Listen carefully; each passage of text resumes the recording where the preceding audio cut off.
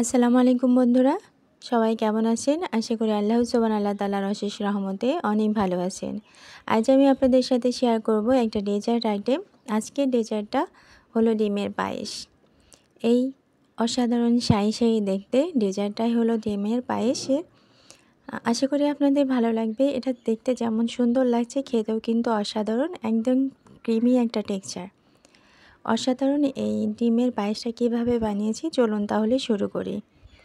ডিমের পায়েস বানানোর জন্য এখানে নিয়েছি 3টা ডিম। এখন 3টা ডিম আমি ভালোভাবে হ্যান্ড বিটার দিয়ে ফাটিয়ে নিব। আপনারা চামচের সাহায্যেও ফাটিয়ে নিতে পারেন। দিয়ে দিলাম পরিমাণ মতো লবণ, দিয়ে আবার একটু ফাটিয়ে নিচ্ছি। এখন চুলায় চলে আসলাম, একটা প্যান দিয়ে আমি দিয়ে দিলাম ঘি। অবশ্যই এটা ঘি দিয়েই করতে হবে।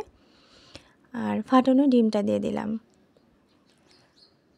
ঠিক আমি যেভাবে একটা স্ক্র্যাম্বল করব ঠিক সেভাবেই করে নিতে হবে। দেখেন হালকা তাপ লাগার পরেই এটা আমি স্ক্র্যাম্বল করে নিচ্ছি।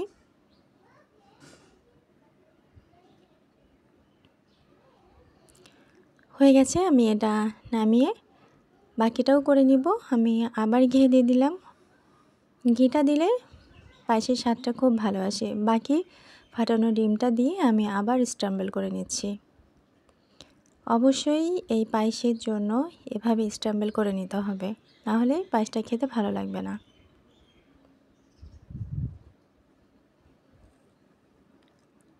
ভিডিওটি স্কিপ না করে দেখবেন।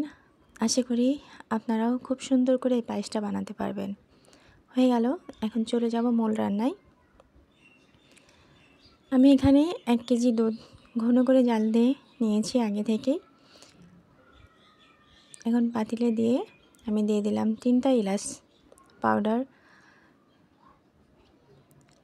1 টেবিল চামচ চিনি এবং 1টা দারুচিনি দিয়ে একটু জ্বালতে নিব বা দুধটা ফুটিয়ে নিব। দুধটা যখন ফুটে উঠেছে তখন আমি এখানে 3 টিস্পুন কাস্টার্ড পাউডার সাথে 3 টিস্পুন গুঁড়া দুধ একসাথে গুলে দুধের মধ্যে দিয়ে দিলাম। ওদিকে ফুটতে থাকুক, আমি এখানে যে ফাটানো এগ স্ক্র্যাম্বল ছিল সেটা খুব ভালোভাবে ঝরঝরে করে ভেঙে নিচ্ছি। ঠিক এভাবে ভেঙে নিতে হবে, একদম ঝরঝরে। দেখেন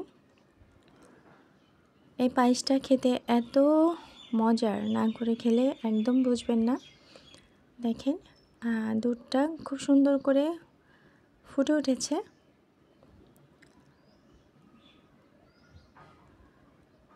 আমি আস্ত যে দারুচিনিটা দিয়েছিলাম সেটা উঠিয়ে নিচ্ছি।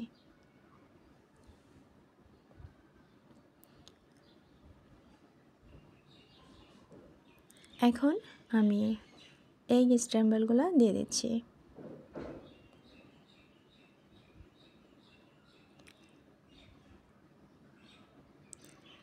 ডিমের পায়েস যাকে একবার খাওয়াবেন সে আবার খেতে চাইবে এবং জানতে চাইবে এই পায়েসটা কী দিয়ে বানানো হয়েছে। আমার বাসায় যখন বানানো হয়েছিল তখন কেউ বলছিল এটা ওটস দিয়ে বানানো, আর ডিম দিয়ে যে বানানো সেটা কেউ বুঝতে পারছিল না। তো আশা করি আপনাদের ভালো লাগবে।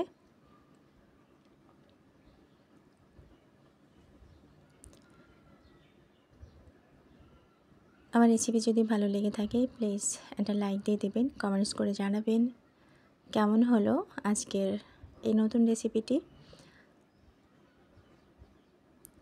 আর অবশ্যই ট্রাই করবেন, ট্রাই করে স্বাদটা টেস্ট করে জানাবেন যে আসলে ডিমের পায়েসটা খেতে আপনাদের কেমন লেগেছিল।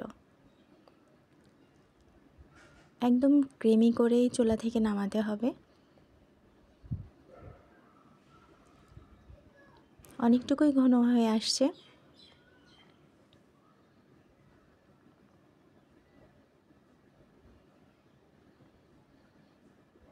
হয়ে গেছে, আমি চুলা জালটা নিভিয়ে দিয়েছি। এখন দেখাচ্ছি এর ঘনত্বটা কেমন হবে যখন নামাতে হবে। ঠিক এরকম ঘন করেই নামাতে হবে, কারণ আরেকটু ঠান্ডা হলে একদম পুরো ক্রিমের মতো হয়ে যাবে। চলুন তাহলে পরিবেশন করে দেখাই। মাশাআল্লাহ, ডিমের পায়েসটা খেতে খুবই মজার হয়েছিল। আশা করি আপনাদেরও ভালো লাগবে। এরকম সাজিয়ে যদি ফ্যামিলি বা আত্মীয়র সামনে বা মেহমানের সামনে যদি রাখা হয়, মেহমানরা অনেক বেশি খুশি হয়ে যাবে এবং মুহূর্তের মধ্যে শেষ হয়ে যাবে, জানতে চাইবে যে এটা কী দিয়ে বানিয়েছেন। আমি এর আগে যে মিষ্টিটা শেয়ার করেছিলাম সেই মিষ্টিটাই কেটে আমি পায়েসের উপর দিয়ে দিয়েছি। এবার দিয়ে দিলাম কাঠবাদাম কুচি করে। ফাইনাল লুক এক কথায় অনেক গর্জিয়াস লাগছে, খেতেও খুবই মজা ছিল। আশা করি আপনাদের ভালো লাগবে। ভালো লাগলে অবশ্যই কমেন্টস করে জানাবেন। কাছ থেকে দেখেন মাশাআল্লাহ, খুবই মজার একটা রেসিপি। আশা করি আপনাদের ভালো লাগবে। ভালো লাগলে ফ্রেন্ডস ফ্যামিলিকে শেয়ার করে দিবেন। আর ফ্যামিলিকে অবশ্যই এই খাবারটা উপহার দিবেন। এটা টেক্সচারটা দেখবেন মাশাআল্লাহ, অনেক ক্রিমি, এক কথায় ইয়ামি, একটা ডেজার্ট ডিমের পায়েস। আমার রেসিপি যদি ভালো লেগে থাকে প্লিজ সাবস্ক্রাইব করে পাশে থাকবেন। পাশে থাকা বেল আইকনটা অন করে দিলে নতুন নতুন রেসিপি আপনার কাছে পৌঁছে যাবে। পরবর্তী ভিডিও পর্যন্ত ভালো থাকবেন, সুস্থ থাকবেন। আল্লাহ হাফেজ।